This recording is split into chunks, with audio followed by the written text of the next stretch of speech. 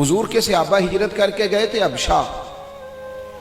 نجاشی بادشاہ پر کفار مکہ نے، قریش نے بڑا پریشر ڈالا کہ یہ ہمارے بھاگے ہوئے لوگ ہیں، انہیں واپس کر دو. پر وہ نجاشی نے کہا میں واپس نہیں کرتا. انہیں جگہ دی، صحابہ کو آزادی سے عبادت کرنے کا موقع دیا. ایک دفعہ نا حبشہ سے کچھ مہمان آ گئے جہاں صحابہ جا کے رہے تھے. تو جب وہ لوگ آئے نا یہاں مسجد مدینہ منورہ میں، اللہ کے محبوب علیہ السلام نے ترکی خیمہ لگوایا. حضور ان کے لیے نئے نئے کھانے پکواتے، ان کے لیے محبوب کے کوئی انوکھا رنگ اور پیار کا کوئی نرالا انداز. تو صحابہ نے عرض کی یا رسول اللہ صلی اللہ تعالی علیہ وسلم، مہمان پہلے بھی آتے جاتے ہیں لیکن ان کے ساتھ آپ کا رویہ منفرد کیوں ہے؟ تو حضور فرمانے لگے جب میرے صحابہ وہاں گئے تھے تو انہوں نے پیار کیا تھا، تو جو میرے صحابہ سے محبت کرے ان سے محبت نہ کروں؟ اللہ کرے آپ کو سمجھ آئے. جو جناب ابو بکر سے محبت کرے اس سے حضور محبت فرماتے ہیں، جو حضرت عمر سے محبت کرے ان سے حضور محبت فرماتے ہیں، جو سیدنا عثمان غنی کا حیا کرے ان سے محبوب محبت فرماتے ہیں.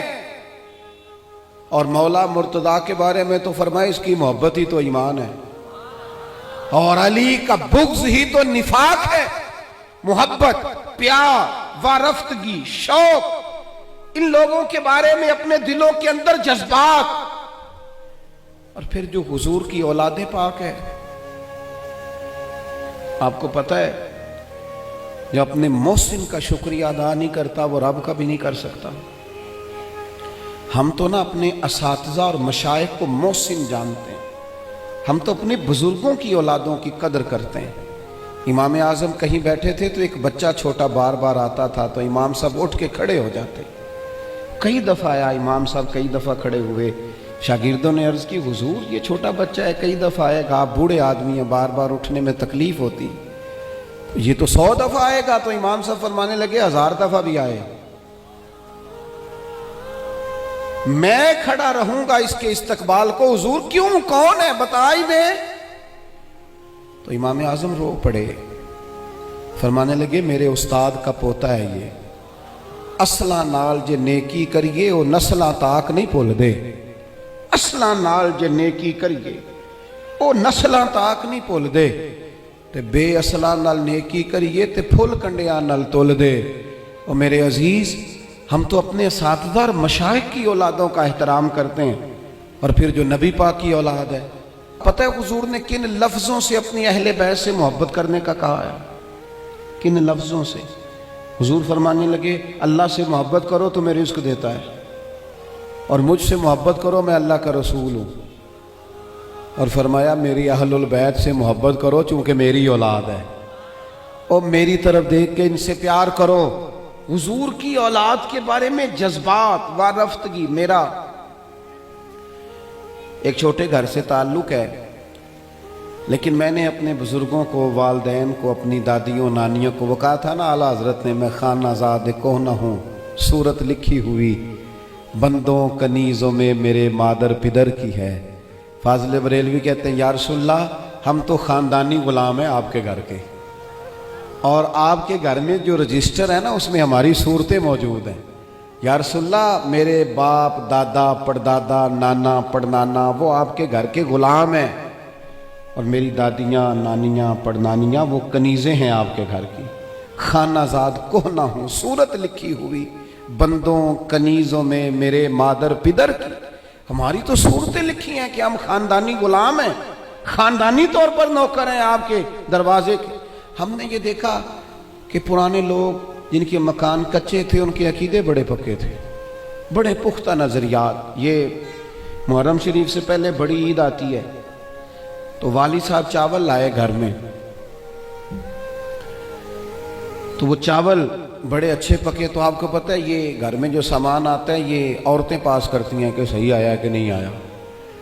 تو وہ چاول پکائے تو اماں جی کہنے لگی یہ چاول جو آپ اب کے لائے ہیں یہ بڑے اچھے ہیں، خوشبو بھی بڑی اچھی ہے، پکنے میں بھی بڑے اچھے ہیں، بڑے عالی شان ہیں، یہ بڑے ٹھیک ہیں چاول. کہا چلو ٹھیک ہے، اگر یہ پاس ہو گئے. تو وہ دو تین توڑے چاولوں کے آ گئے. کچھ دنوں کے بعد گھر میں دوبارہ چاول پکے تو ابا جی کہنے لگے وہ چاول کتنے نہیں جڑے میں ادن آندے سن.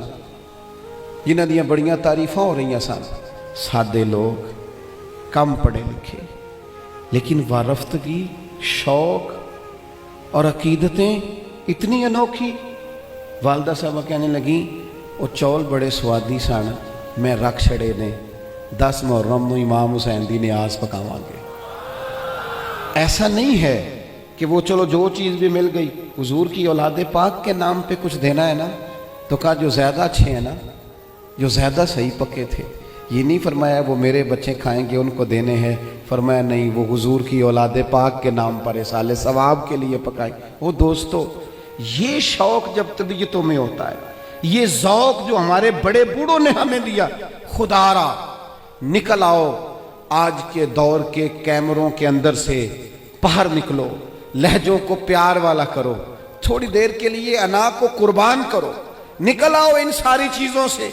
वो जो खुद से अपने अपने प्रोटोकॉल बना ली हैं उनसे बाहर आओ, लहजा मोहब्बत वाला, बोलना मोहब्बत वाला, आना जाना मोहब्बत वाला, कोई किसी पर हमारा वजूद बोझ ना बने, हम कभी किसी को तकलीफ ना दें, हमारे अंदाज से कभी कोई लोग, बड़ा खतरनाक होता है वो बंदा जो किसी को इतना सताए कि वो आदमी कहे यार तूने बड़ी तकलीफ दी है, मैं तेरा कुछ नहीं कर सकता, मैं रब की बारगाह में तेरी शिकायत करूंगा। ये बड़ा खतरनाक मसला होता है। हम बाज़ों का समझते हैं सामने वाले ने नजर झुकाई, बोल नहीं सका, वो तेरी नफरत का शिकार तो हुआ है, पर याद रखना जब मजलूम की आह निकलती है तो आसमान के दरवाजे सारे खुल जाते हैं। नफरतों को फरोग ना दो। और फिर एक तो खुद लहजा नहीं होता प्यार का, एक दूसरों को भी जब भी सबक पढ़ाते हैं ना, नफरत का ही पढ़ाते हैं बाज लोग, इल्ला माशा, कोताहियां बयान करते हैं।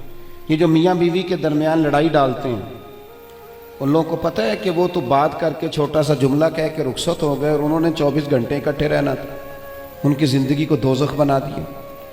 ये जो भाइयों के दरमियान लड़ाई पैदा करते हैं, लड़ाई, इनको पता है कि तू 2 जुमले कह के भाई के खिलाफ तू रुखसत हो गया और पीछे उन लोगों ने इकट्ठे रहना था, तकलीफ आ गई। मैं एक फैक्ट्री में एक दफा मौजूद था, मेरे एक दोस्त हैं उस फैक्ट्री के ऑनर, तो उनके जो ज्यादा बेहतरीन कारीगर था उसके बारे में एक आदमी कानों में बात कर रहा था और करते करते आखिर में कहने लगा अभी मुझे तहकीक नहीं पूरी, मुझे शक हुआ है, मैं आपको बता रहा हूँ, पूरी तहकीक करके बाद में बताऊंगा। तो वो जब जाने लगा तो मैंने उससे कहा, मैंने कहा तू पूरी तहकीक भावें नाम ही कर, जेड़ी आग तू लाई है ठीक ठाक लग गई है, ये वो बेचारा काम कर रहा है, ये उससे काम ले रहा है, इनका निज़ाम ठीक चल रहा है, तू सिर्फ इस मालिक के सामने गुड बुक में आने के लिए बाकियों का नुकसान कर रहा है, थोड़े से नफे के लिए आग लगा रहा है माहौल के अंदर, अपनी जाती कुर्बत बढ़ाने के लिए नफरतों को फरोग दे रहा है।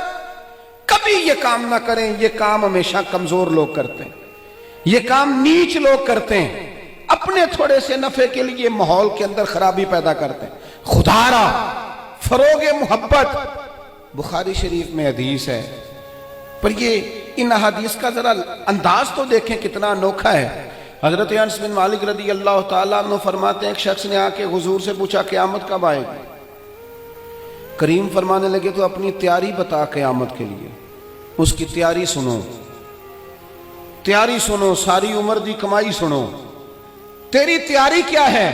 कहने लगा हुजूर ना ज्यादा नफली नमाजें पढ़ी हैं, ना ज्यादा नफली रोजे रखे।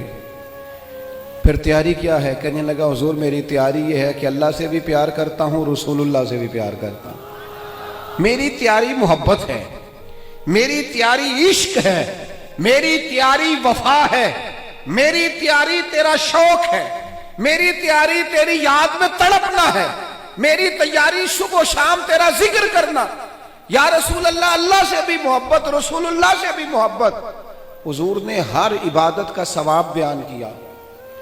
इसने जब मोहब्बत की बात की तो यहां वाला क्या सवाब बयान किया? तेरी तैयारी की है क्या है आखिरत के लिए? उसने कहा अल्लाह रसूल से मोहब्बत करता हूं। तो हुजूर फरमाने लगे सुन, फिर कयामत में हर बंदा उसी के साथ होगा जिससे वो मोहब्बत करता है, यानी इबादत पर सवाब मिलेगा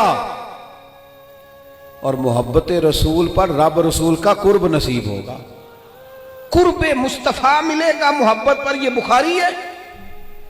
حضرت انس بن مالک کہتے ہیں بندہ تو چلا گیا اور خوش گیا، موقع بڑا اچھا تھا، میں نے فوراً بات کر دی، میں نے کہا یا رسول اللہ صلی اللہ علیہ وسلم، جو جس سے محبت کرے گا اسی کے ساتھ ہوگا۔